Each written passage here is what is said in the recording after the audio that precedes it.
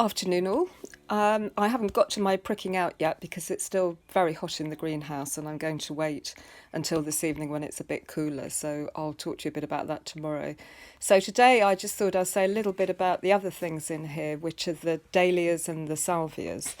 I feel that dahlias are unsurpassed as a cut flower because of their huge and beautifully coloured blooms.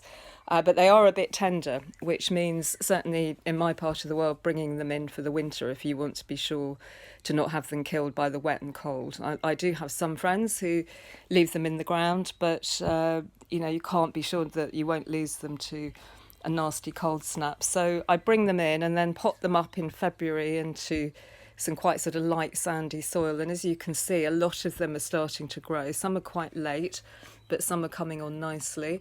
And at this point you can start taking cuttings from them.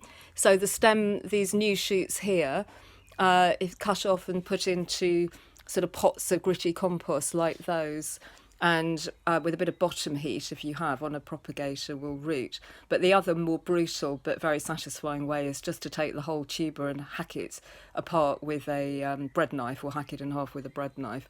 It doesn't look like it should work, but it generally does. And then salvias are another thing that become very popular. This one at the back is called Amistad. Huge, beautiful dark purple blooms, very Chelsea flower show. Very easy to grow, probably hardier than we think. But this one here is called Salvia patens. That's a very beautiful blue, but it's a lot more delicate. I grew those from seed a while ago and have managed to keep 2 plants, but I haven't yet managed to take any cuttings from them.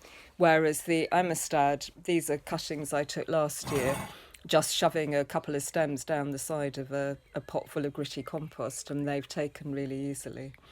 And even this little one here that looked dead as a doornail, I've just noticed some growth, and that's a very special pink one. So I feel they're very valuable plants to have, but they are a bit of work.